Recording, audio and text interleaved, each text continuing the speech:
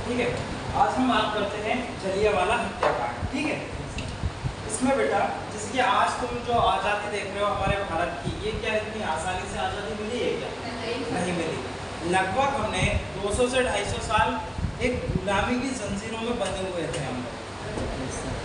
किसने किया? अंग्रेजों ने किया। मतलब सबसे ज़्यादा हमारे देश में हमारे लोगों के ऊपर या हम लोगों के ऊपर जो अत्याचार किया गया है वो अंग्रेज ब्रिटिश ईस्ट इंडिया कंपनी के द्वारा किया गया है, मतलब कि अंग्रेज सरकार के द्वारा किया गया है। तो इसमें एक तारीख आती है 13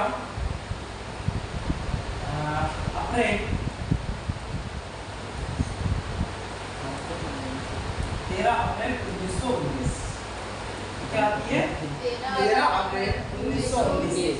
ये हमारे भारत के लिए काला दिन है, जिसे हम ब्लैक डे के नाम से जानते हैं। 13 अप्रैल के दिन ये 1919 की घटना है। क्या हुआ? हमारे देश में अंग्रेज काफी टाइम से शासन कर रहे थे। तो सन 1919 में, कब? सन 1919 में ये एक कानून लेकर आते हैं जिसे नाम दिया है इन लोगों ने रोलेक्ट एक्ट। नहीं बस समझ में, ये जो कानून वो था, इसने पूरे हमारे भारत के जो लोग थे उनके जीवन को बदल के रख दिया इस कानून ने। देखो होता क्या है बेटा, अंग्रेजों को सीधा सीधा हमारे यहाँ शासन करना था, सीधी सी बात। मतलब उनकी ऐसी कोई प्लानिंग नहीं थी कि 1947 में भी हम भारत छोड़ के चले जाएंगे। नहीं बस समझ में, क्योंकि छोड़ने वाले लोग ऐसे कानून थोड़ी बनाते हैं। ये कानून में बोला गया है लोगों ने कि ये जो पुलिस होती थी पहले, कौन होती थी? पुलिस। वो कौन थे? अंग्रेजी पुलिस थी। कौन सी थी? अंग्रेजी पुलिस थी। तो ये लोग किसी भी भारतीय, इसको किसी भी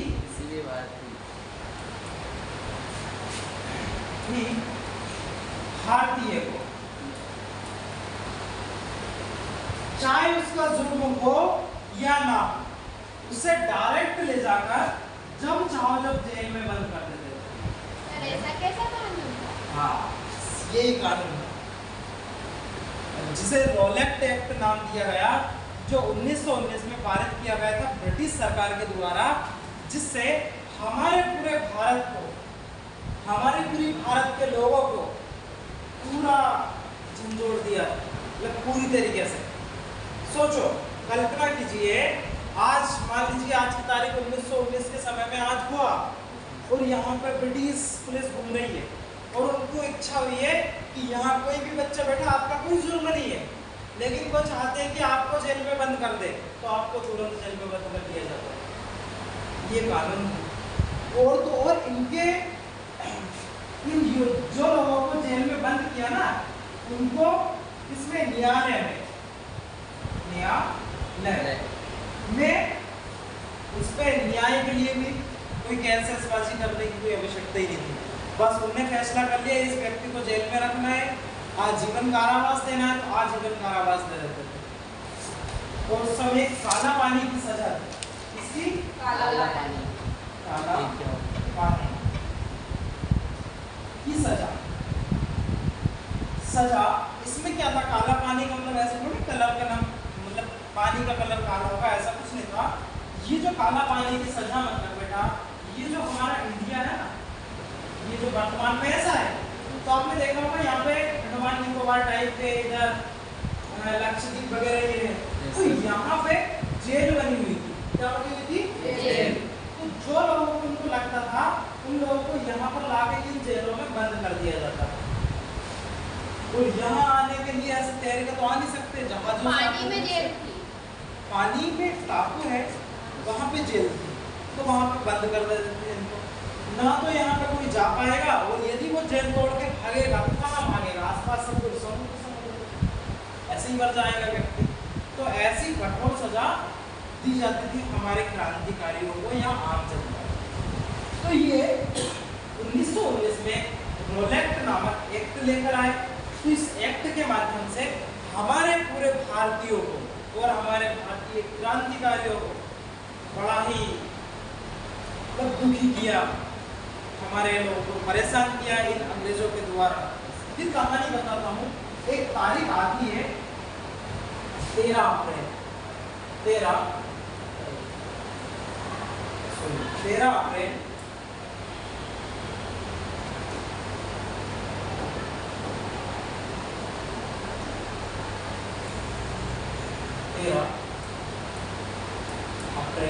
1919 का दिन।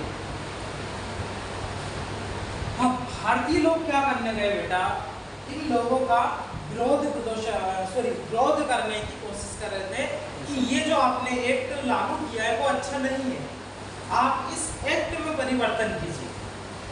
और भारतीय लोगों का ये मानना था। तो पंजाब एक शहर है अमृतसर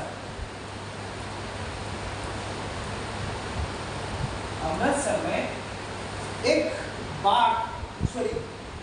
अमृतसर में एक पार्क है। पार्क जानते हो, जहाँ पर लोग बैठते हैं शांति के लिए। तो एक उसका नाम है पार्क का तो बेटा उस पार्क का नाम है जलियांवाला बाग। क्या है? जलियांवाला बाग। तो वहां पे क्या था, ये जो मौसम था बैसाखी का समय, बैसाखी जानते हो ना, मतलब त्योहारों वाला टाइम, ऐसा टाइम है। तो इस समय यहाँ पे ये लोग ऐसे ही अमृतसर घूमने गए, बहुत सारे लोग अपने परिवार से मिलने गए। तो उन लोगों ने घोषणा की 13 अप्रैल 1919 को भारत के अमृतसर में, मतलब भारतीय लोगों ने, कि अपन इनका अंग्रेजों का इस रोलेट एक्ट का शांतिपूर्वक विरोध प्रदर्शन करते हैं, मतलब विरोध करते हैं शांतिपूर्वक,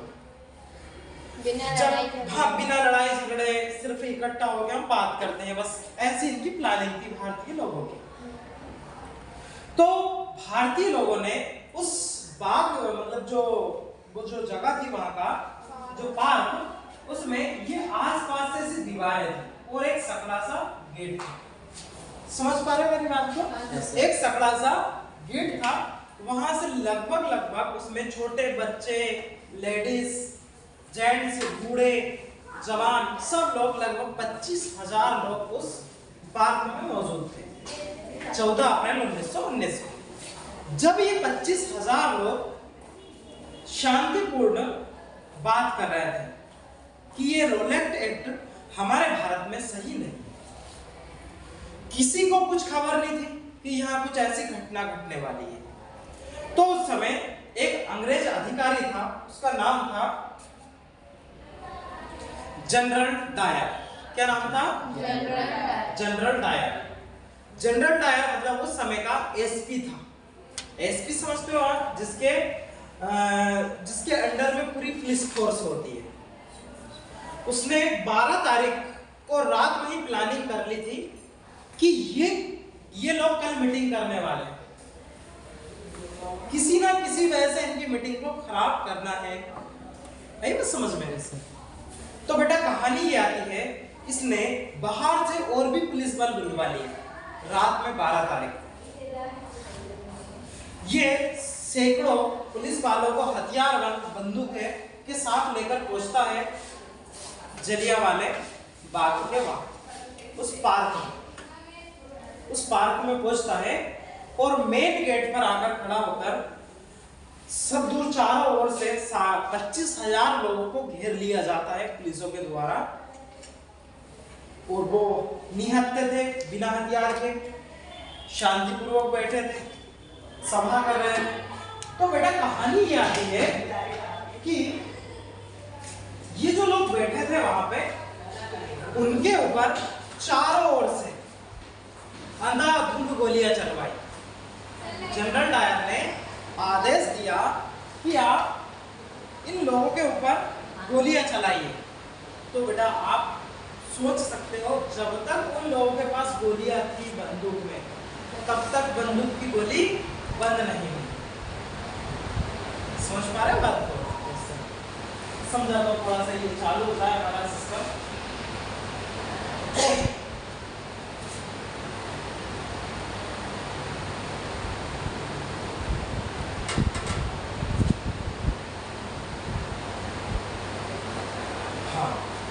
जलियांवाला हत्याकांड में पढ़ रहे थे, तो इसमें ये पार्क है, ठीक है, तो ये पार्क का एक सकड़ा सा रास्ता गेट है, सर गेट। तो ये आसपास पुलिस वाले खड़े हैं, अंग्रेजी पुलिस, और यहाँ पर जनता बैठकर एक पेड़ के नीचे सभा कर रही थी शांतिपूर्ण, और जनरल डायर ने जैसे ही आदेश दिया फायरिंग, तो यहाँ पर एक साथ सैकड़ों गोलियां चल रही थी, एक साथ सैकड़ों गोलियां चल रही थी इस भीड़ के ऊपर।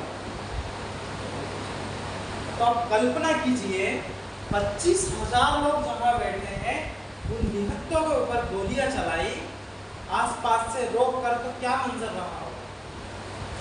छोटे बच्चे, बुजुर्ग, महिला, सारे लोगों को, हजारों लोगों को मारा था वहां उस अंग्रेज ने, हजारों लोगों को। तो यहाँ पे बचने के लिए कुछ लोग इस दीवार को कूदने की कोशिश कर रहे हैं कि किस तरीके से तो हम हमारी जान को बचा लें, किस तरीके से तो हम हमारी जान को बचा लें। तो बेटा आप यकीन मानोगे, बहुत से लोग यहाँ पर गए ना दीवार को कूदने, उनके ऊपर फिर गोलियां चलाई। तो इस पार्क के अंदर एक कुआं था पानी पीने के लिए, कुआं था, तो कुछ लोगों ने सोचा कैसे भी तो जान बचे, उस कुएं में कूदने लगे, उस कुएं में कूदने लगे। जो लोग कूदते उनको भी गोली मारते। तो जब ये लगभग इन लोगों ने 10 से 15 मिनट गोलियां चलाई एक जैसी, बिना समय गवाए, सैकड़ों गोलियां, तो हजारों लोग मरे। तो बहुत से लोगों ने तो इस कुएं में कूदे। जब ये गोलियों का मंजर खत्म हुआ, तो ये कुआं लाशों से भरा गया था, ये कुआं लाशों से भरा गया था। सोचो हुआ भी हुआ होगा कम से कम 15-20 फीट तो होगी उसकी, सोचिए 15-20 फीट तक लाशें उठकर आ गई, सिर्फ अपनी जान बचाने के लिए लोग उस कुएं में कूद रहे हैं। छोटे बच्चे, बुजुर्ग, जवान, सब, महिला, लड़कियां, क्या मंजर था। जब ये गोलियां खत्म हुई तो शाम को इस पार्क के अंदर सिर्फ लाशें दिखाई दे रही और खून दिखाई दे रहा था, इसके अलावा कुछ नहीं दिखाई दे रहा। तो ऐसे अत्याचार किया हम लोगों के ऊपर अंग्रेजों। और आज तुम देखते हो कोई ब्रिटिश आता है तो आप बड़े खुश होकर उनके साथ फोटो खिंचवाना चाहते हो। जब दुख होता है ऐसी चीजों को हम पढ़ते हैं। आपने अभी तक पढ़ा होगा इसको, जलियांवाला हत्याकांड, लेकिन आपने ऐसे ही पढ़ के दूर कर दिया, उसकी हकीकत को तो जाना ही नहीं था अभी तक आपने, इसकी रियलिटी में कहानी क्या हुई थी। फिर बताता हूं।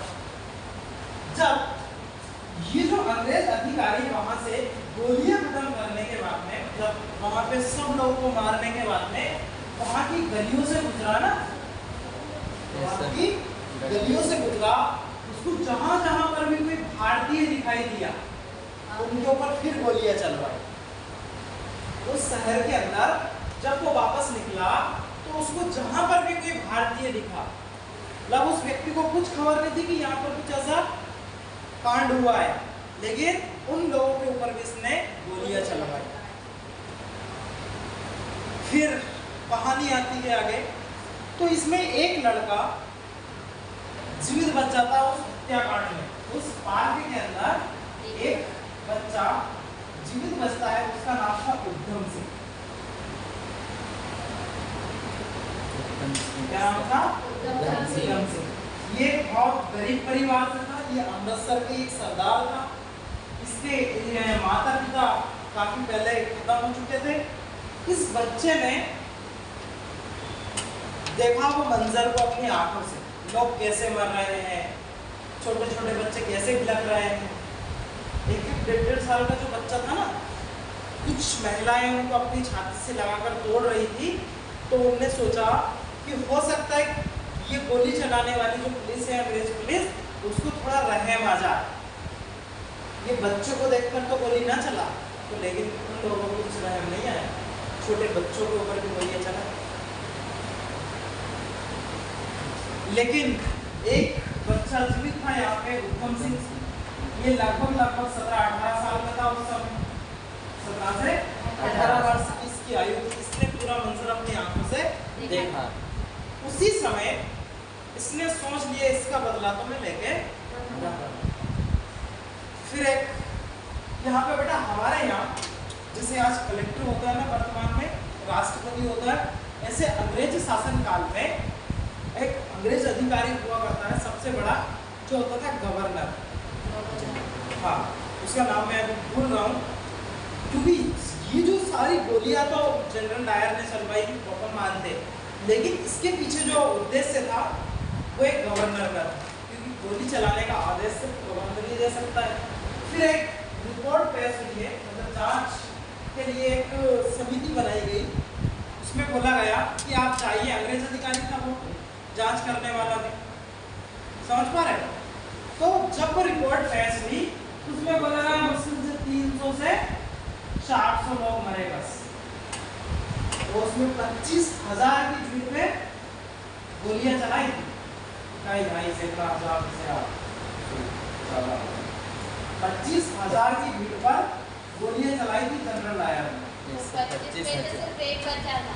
हाँ, मतलब ऐसे बचे होंगे थोड़े बहुत, लेकिन जब वो आंकड़ा निकाल के दिया तो उसमें कुल मौतों की संख्या उन लोगों ने बताई कितनी, 400 से 300 से 400, 300 से 400 लोग बस, इससे ज्यादा नहीं था। फिर भारतीय लोगों ने, फिर जैसे गांधी जी थे, हमारे बहुत से लोग ऐसे थे, नेहरू जी थे, उन्होंने बोला ये सही आंकड़ा नहीं बता रहे हो, तो फिर से एक समिति का गठन होता है, एक जांच कमेटी का। फिर उस उद्यम से, सॉरी, उस जनरल डायर से पूछा गया कि आपने निहत्थे लोगों के ऊपर गोलियां क्यों चलाई? तो जवाब में क्या बोलता है वो, मतलब अंग्रेज जो बड़ा अधिकारी पूछ रहा है उससे कि आपने इन निहत्थों के ऊपर गोलियां क्यों चलाई? तो जनरल डायर बोलता है यदि मैं इनके ऊपर गोली नहीं चलाता तो ये लोग मुझे मार देते।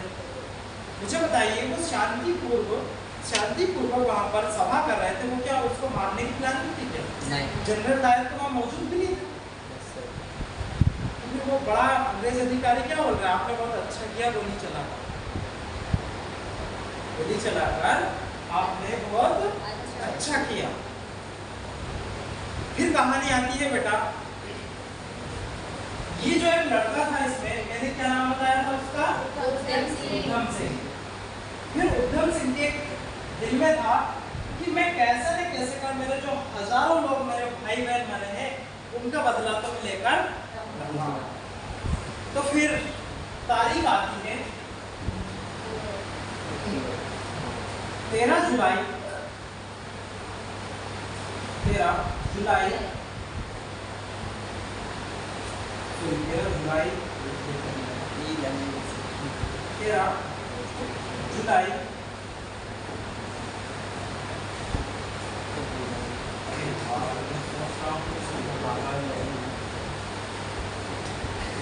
ठीक है, 13 जुलाई 1940, 13 जुलाई 1940 का दिन। अब ये जो लड़का था उधम सिंह, तो एक गरीब परिवार से था। तो अंग्रेजों ने क्या किया था, ये जो जनरल डायर था, कौन था? जनरल डायर, उसे क्या किया, ब्रिटेन पहुंचा दिया। कहाँ पहुंचा दिया? ब्रिटेन। तो उसे बोला कि आप कभी भारत वापस मत आना। ऐसा क्यों बोला? उसे ऐसा इसलिए बोला क्योंकि हो सकता है आपने इतना बड़ा कांड किया, आपको कोई मार दे। अंग्रेज लोगों ने उसे, ये काफी समय तक रहा बेटा, लगभग वो 5-6 साल तो हमारे देश में रहा और ऐसे घूमता रहा। लेकिन किसी बड़े अधिकारी, अंग्रेज अधिकारी जो पूरे देश का राज करे, उसको मारना ऐसे आसान थोड़ी होता है, कोई भी ऐसे ही मार देगा। तो सही समय का चुनाव, कहाँ मारना है, ये सारे उधम सिंह के दिमाग में चल रहा था, इसको तो मैं खत्म करूंगा। तो एक तारीख थी, मतलब ये सबसे पहले तो मतलब ब्रिटेन जाने के लिए पहले पैसे चाहिए, ऐसे करके थोड़ी जा पाएगा। तो इसने क्या किया, सबसे पहले ये अफ्रीका के देशों में गया। कहाँ गया? अफ्रीका के देशों में। फिर अफ्रीका से गया अमेरिका। सोचो एक बदला लेने के लिए कितना महान व्यक्ति रहा होगा। अमेरिका गया, फिर अमेरिका से ये जाता है ब्रिटेन, मतलब यहाँ पर इसने काम किया और पैसे कमाए, फिर ये जाता है ब्रिटेन। तो ये जो अधिकारी था, अंग्रेज अधिकारी, जिस रेस्टोरेंट या होटल में आता था वहां पर इसने क्या किया, वेटर का काम किया। किसका काम किया? वेटर का, ताकि कोई इसे पहचान ना सके। और नाम को चेंज करता रहा कि मैं भारतीय, ऐसा कुछ बताया गया। यहाँ पर 13 जुलाई 1940 में ब्रिटेन में एक प्रेस कॉन्फ्रेंस हो रही थी, मतलब एक समिट हो रहा था, मतलब मीटिंग हो रही थी। सारे लोग बड़े अधिकारी थे ब्रिटेन में उस होटल के अंदर। तो वहां पर ये भी चला जाता है पैसे भी करके। तो वहां पे हथियार ले जाना वर्जित था, कोई भी हथियार नहीं ले गया। तो इसने क्या किया, एक बुक ले गया ब्रिटेन की, उसके अंदर मतलब बहुत मोटी बुक होती है, उसके अंदर पिस्तौल को अपन आसानी से छुपा सकते हैं, बंदूक को। तो उसने उन सारे पेपर को बंदूक के साइज में काट कर उसके अंदर गन रख के पहुंच गया है वहां पे। और जैसे ही मीटिंग खत्म होती है तो वहीं पे गोली मार देता है, वहीं पर गोली मार देता है। और इसे उधम सिंह से भी पूछा गया वहां पे ब्रिटिश कोर्ट में जब ये केस चला, तो उसने बोला कि आपने ये अंग्रेज अधिकारी को क्यों मारा? तो उधम सिंह का जवाब क्या था, मुझे मेरा बस चलता तो मैं और भी उन गुनहगार लोगों को मारता जिन लोगों ने मेरे देश में मेरे अपनों के ऊपर गोलियां चलाई, निहत्तर लोगों को मारा। मैंने तो एक को ही मारा, मुझे कोई अफसोस नहीं। तो उसे फिर 1940 में फांसी दे दी गई। तो बेटा बस ये कहानी मेरा आज बताने का मेन उद्देश्य यही था कि आप जो बातें करते हैं हमारे देश के बारे में, मैं जैसे कि ऐसे देखता हूँ हमारे देश का कोई सम्मान नहीं करता है। हमें ये बहुत बड़ा गिफ्ट मिला है आज़ादी का, तो आप कल्पना नहीं कर सकते हैं स्कूल में आके पढ़ना और मुझे पढ़ाना। क्योंकि मान लीजिए आज भी हमारा देश गुलाम होता, ये महान क्रांतिकारी लोग, ये हजारों की संख्या में लोग अपना बलिदान नहीं देते, ये शहीद हुए वो लोग, मुझे बताइए क्या आज हम ऐसे बैठ पाते थे?